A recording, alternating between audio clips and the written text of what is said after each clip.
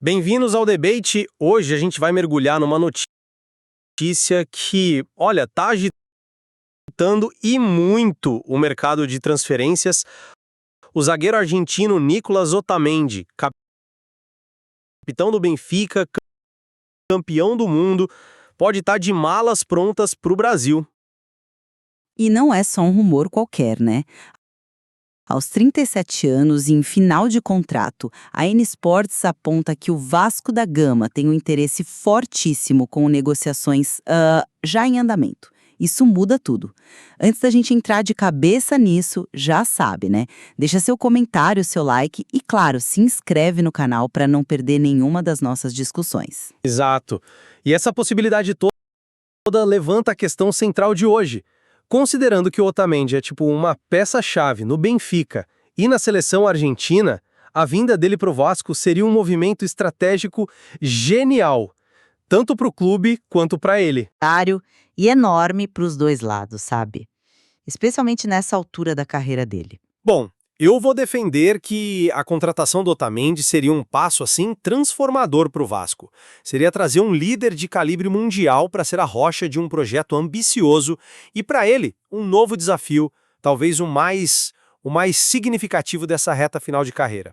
Já eu vou por um caminho mais cético. Vou argumentar que, apesar das qualidades, que, olha, são inegáveis, a mudança me parece precipitada. A minha grande dúvida é: abandonar a elite do futebol europeu agora é a decisão mais inteligente para um jogador que ainda sonha, e com razão, em disputar mais uma Copa do Mundo em altíssimo nível? Para mim, a chegada do Otamendi ao futebol brasileiro não seria só mais uma contratação de peso, seria possivelmente uma das mais impactantes dos últimos anos. O Vasco não estaria contratando só um zagueiro, estaria importando uma cultura de vitória, um líder que eleva o padrão de todo mundo ao redor. A direção do Vasco, como a fonte aponta, busca exatamente isso. Um nome de peso para liderar a defesa, alguém com experiência internacional. Otamendi não só se encaixa, ele é essa descrição. E sobre a idade, com 37 anos, o desempenho dele desafia o tempo. Ele não é um veterano em fim de carreira, ele é o capitão, o líder de vestiário e uma peça-chave no Benfica. 3 gols em 29 jogos na temporada, lembra da final da Copa? A Argentina cede o empate, prorrogação tensa e a câmera foca em quem? Nele, organizando, gesticulando, mantendo a calma. É essa resiliência que o Vasco não tem. Ele seria o catalisador para mudar o patamar do Vasco da noite para o dia. Entendo. É impossível não reconhecer a estatura do Otamendi, claro. Mas a lógica e o timing dessa possível transferência me deixam assim, com a pulga atrás da orelha. A pergunta fundamental para mim é: por que um jogador que ainda é titular absoluto e capitão de um gigante como o Benfica, um time que joga a Liga dos Campeões, por que ele pensaria em vir para o futebol brasileiro nesse exato momento? A fonte mesmo cita que clubes como Barcelona e River Plate já mostraram interesse. Isso prova que ele ainda tem mercado nos maiores centros do futebol.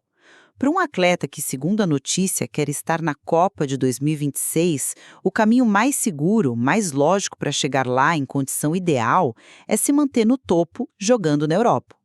Essa mudança, por mais que tenha um apelo de projeto, pode ser uma renúncia precoce ao nível mais alto. É trocar a estabilidade de Lisboa por um desafio de resultado muito mais incerto e, vamos ser honestos, de menor visibilidade global no Rio. Para mim, parece um passo na direção errada para o objetivo principal dele. Eu entendo o seu ponto sobre o timing, mas eu discordo da premissa. Você fala de risco, eu vejo uma oportunidade única. A idade, no caso de um zagueiro com a inteligência tática dele, vira um fator secundário. O que prevalece é a qualidade e principalmente essa capacidade de liderança que eu mencionei. O impacto dele no vestiário do Vasco seria imediato. Ele não chegaria para ser testado, ele chegaria para comandar. A prova de que ele ainda está no topo não é o que ele fez lá em 2018, é o que ele está fazendo agora.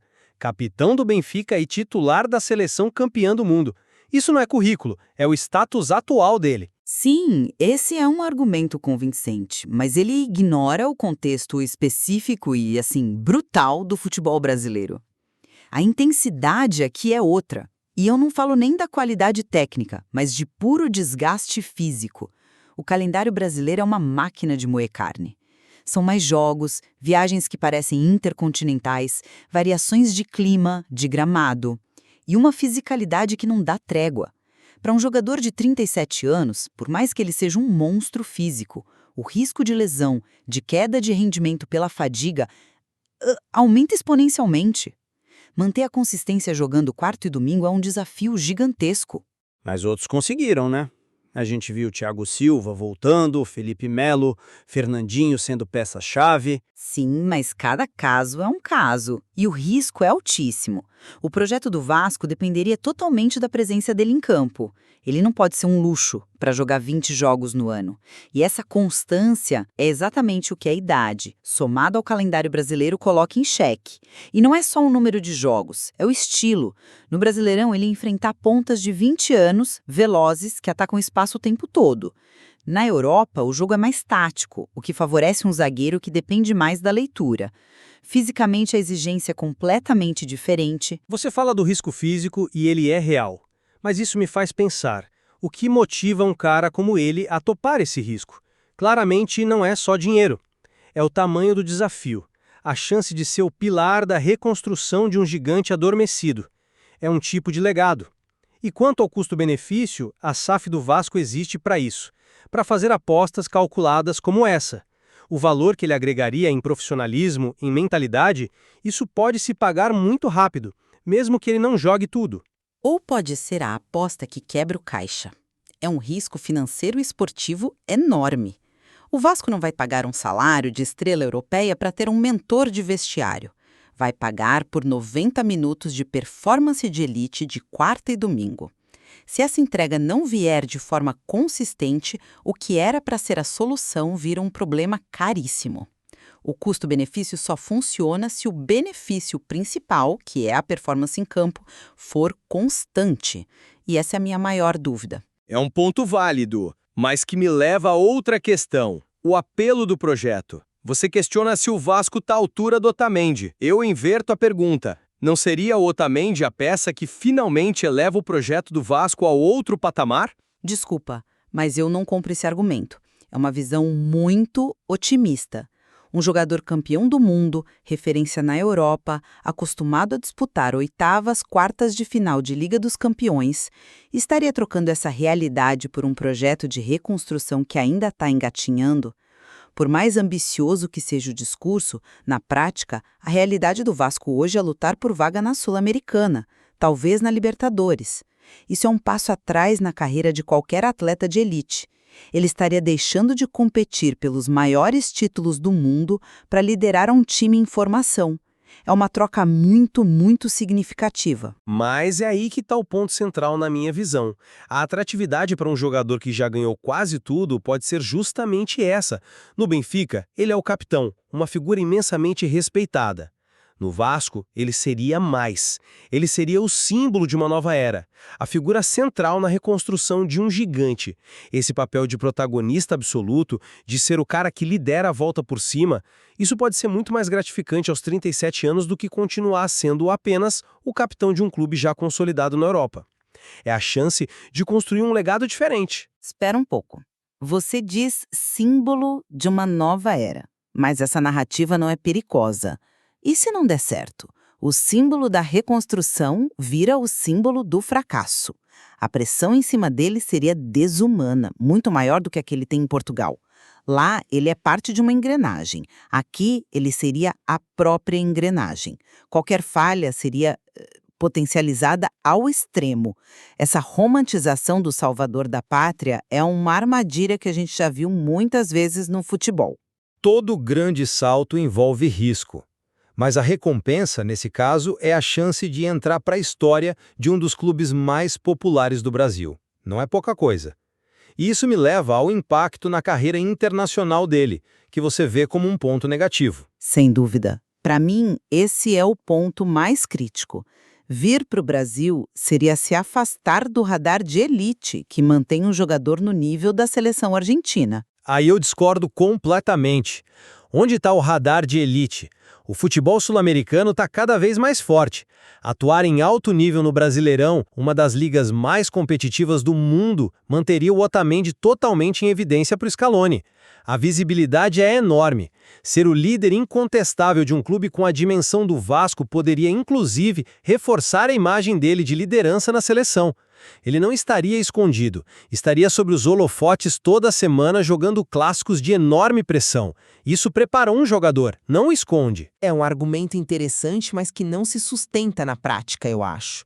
Visibilidade é uma coisa, ritmo competitivo é outra.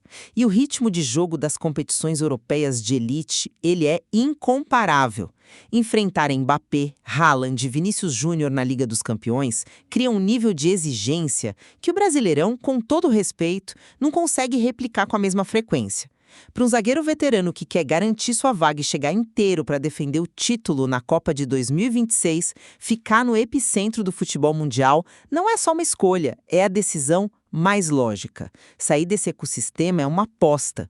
E para o objetivo final da carreira dele, me parece uma aposta de altíssimo risco. A concorrência na zaga argentina é forte, com jogadores mais jovens atuando em grandes clubes da Europa.